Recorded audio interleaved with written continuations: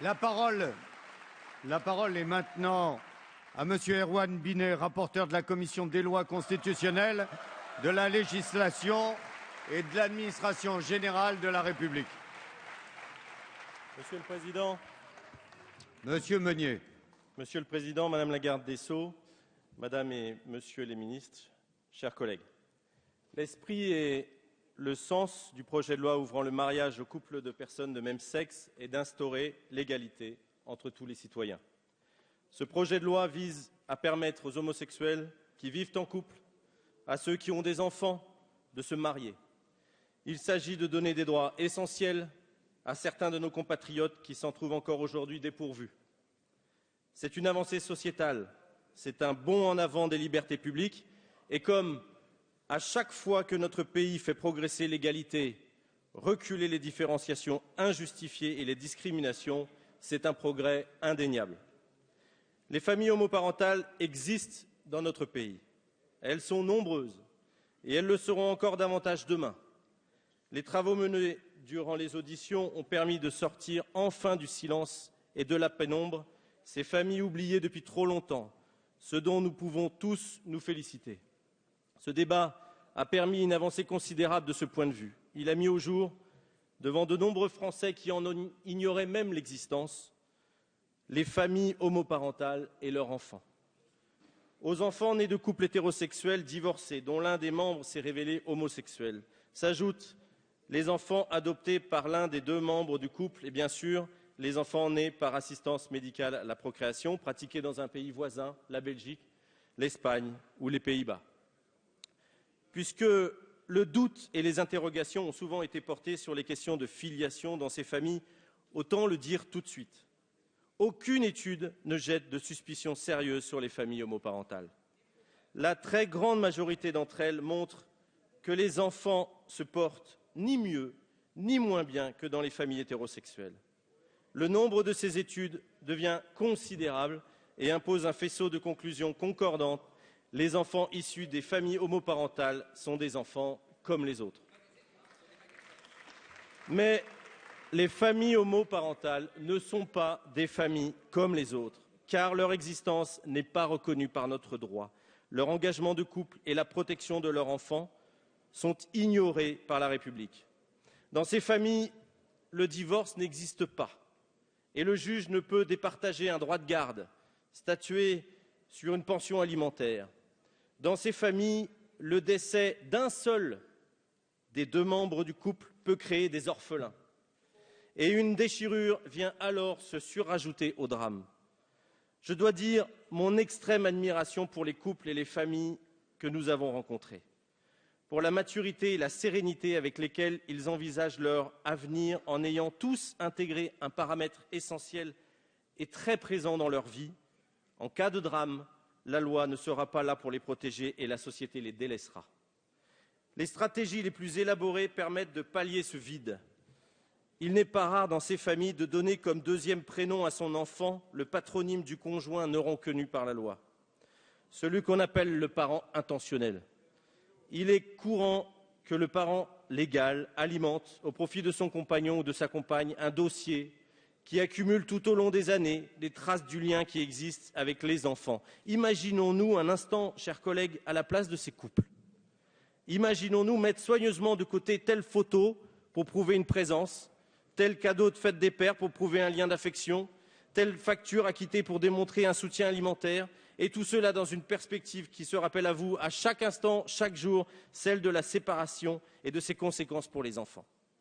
Le Pacs a sans nul doute permis une meilleure acceptation de l'homosexualité dans la société, mais le cadre législatif du Pacs ne permet pas d'assurer une sécurité et une protection juridique suffisante au projet de vie des couples homosexuels. D'ailleurs, le Pacs est un contrat qui relève dans le Code civil du droit des contrats, en organisant la vie commune de deux personnes physiques majeures.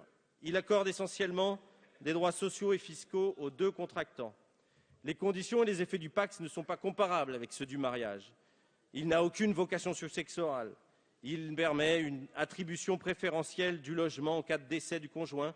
Il accorde quelques abattements fiscaux, facilite les mutations des fonctionnaires ou la prise simultanée de congés payés par les co-contractants.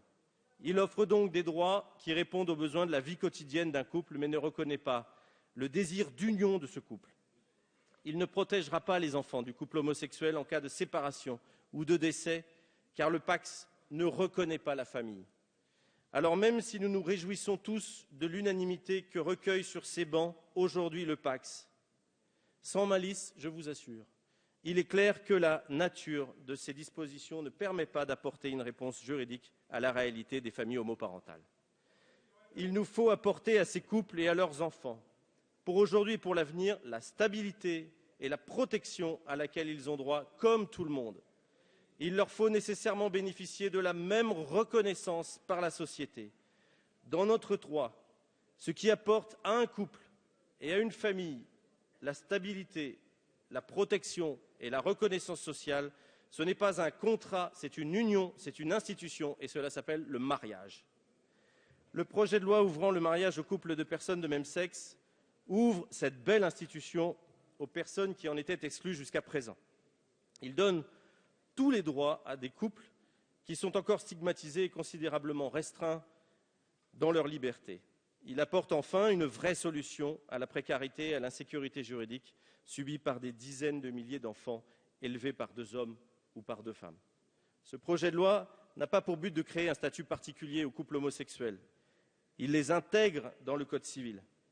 Le mariage est le seul acte juridique par lequel 2 personnes établissant une union légitime reconnue devant la loi, qui, au-delà des aspects sociaux et fiscaux, accorde des droits et des devoirs à la famille du couple marié. Les époux sont de facto héritiers. Le mariage leur permet de porter le même nom, d'acquérir la nationalité française par simple déclaration. Ils bénéficient d'une pension de réversion et ils sont considérés conjointement par la loi comme les parents légaux des enfants issus du couple. La publication préalable des bans en mairie et la célébration par l'officier d'état civil révèlent qu'au-delà du statut juridique, le mariage manifeste aussi la reconnaissance publique du couple et de la volonté de construire une famille. Et c'est pour cela qu'il ne pouvait pas y avoir d'autre solution que celle du mariage. Lorsqu'en mairie, un élu prononce les formules consacrées, il manifeste la reconnaissance de la société tout entière. Il jette sur ce couple, devant les témoins, les amis, la famille, un regard favorable, un discours bienveillant. Ce regard favorable, ce discours bienveillant, c'est aujourd'hui la meilleure arme contre l'homophobie.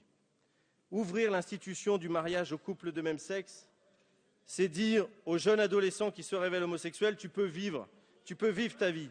C'est affirmer à l'enfant vivant dans une famille homoparentale, tu n'as pas à avoir honte de tes parents. C'est permettre aux couples homosexuels de vivre comme tout autre citoyen de ce pays. C'est pour cette même raison, au nom de la portée symbolique du mariage civil, qu'il n'est pas envisageable de laisser croire aux maires qu'ils pourraient se retirer, faire objection de leur conscience. Lorsqu'un couple s'adresse à la mairie pour se marier, il n'a que faire des compétences ou la bonne conscience du maire. La seule chose qui importe, la seule chose qui compte, c'est l'écharpe tricolore qu'il porte sur lui.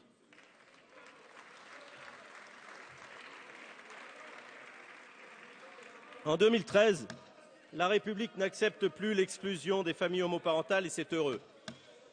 Allez, s'il vous plaît. Ce projet de loi répond indéniablement à l'intérêt de ces couples et à l'intérêt de ces enfants. On a objecté une transgression, on l'a entendu, de la nature humaine. L'homosexualité existe. Elle n'est donc pas hors de la nature. Les familles homoparentales existent. Elles ne sont donc pas contre nature.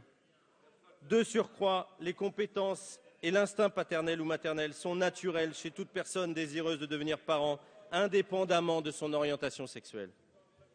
Ce projet de loi ne nie pas la différence des sexes, ne nie pas l'existence différenciée du féminin et du masculin, mais ce n'est pas la seule base, le seul fondement, le seul modèle du désir, de la sexualité, du couple et de la famille. Les couples homosexuels font des enfants et ils continueront à en faire parce qu'ils n'ont besoin ni de notre indulgence, ni de notre approbation. Être père ou être mère, ce n'est pas uniquement des hormones et des gènes. C'est une construction, c'est une volonté, c'est reconnaître un enfant.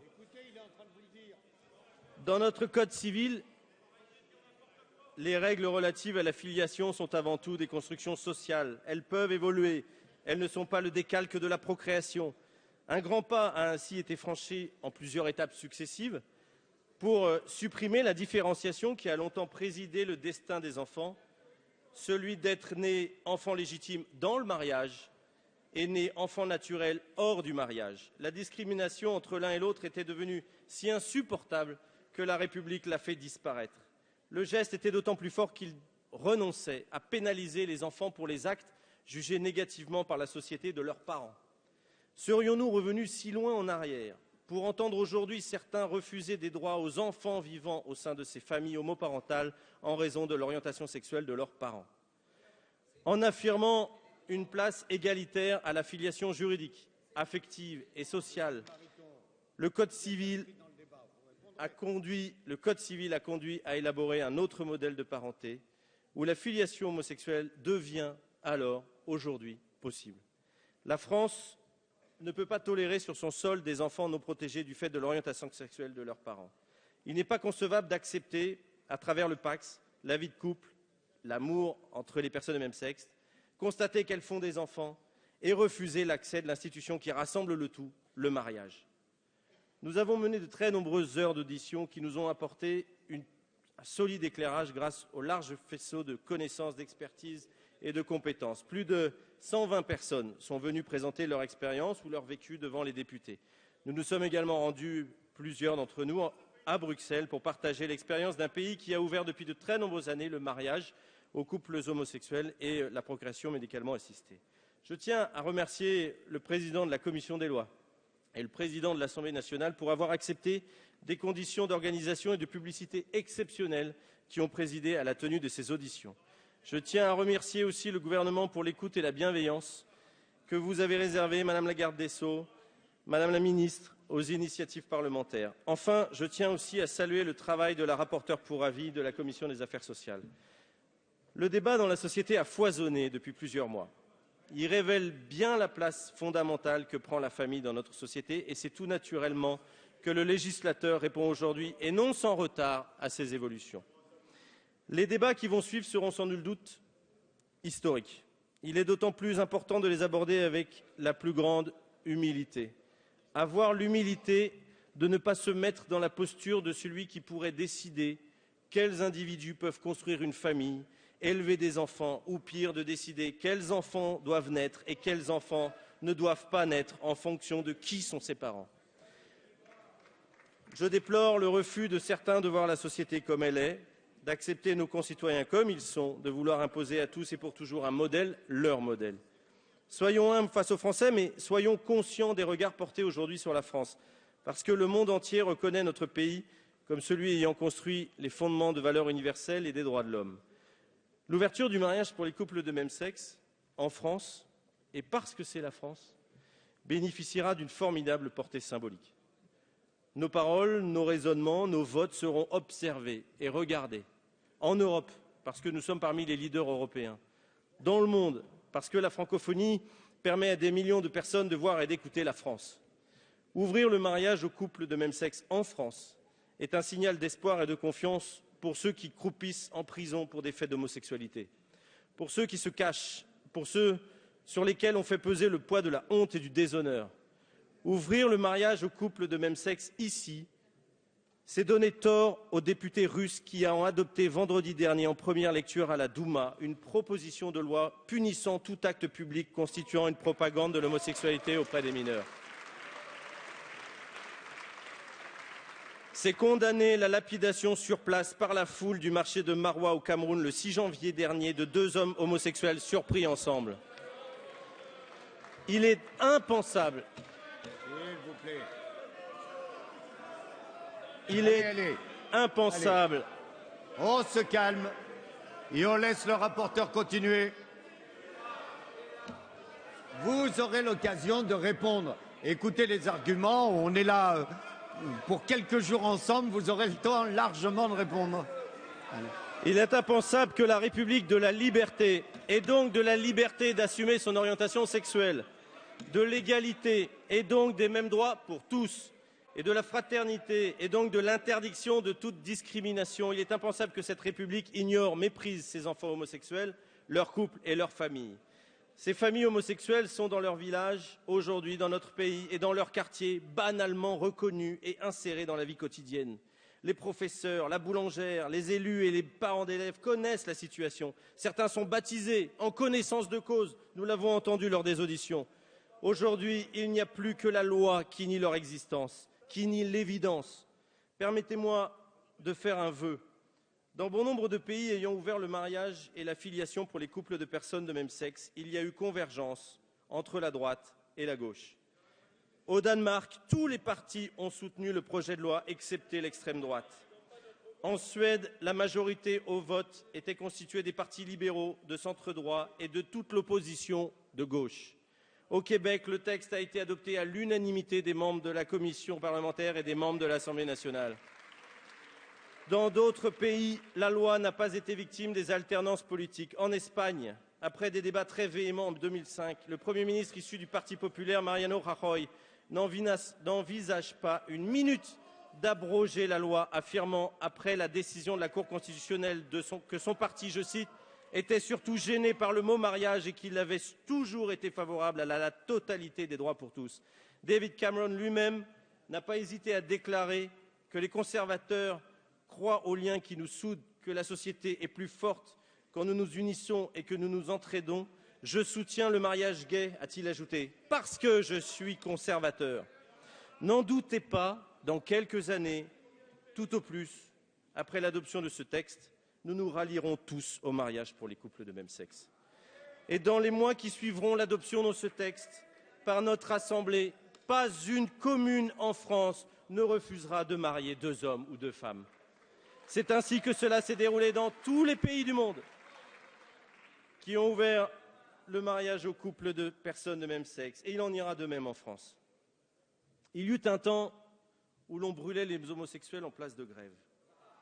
Il y eut un temps où l'on réprimait l'homosexualité brutalement par la déportation, l'internement psychiatrique ou plus sournoisement par la pénalisation des relations homosexuelles avant l'âge de la majorité.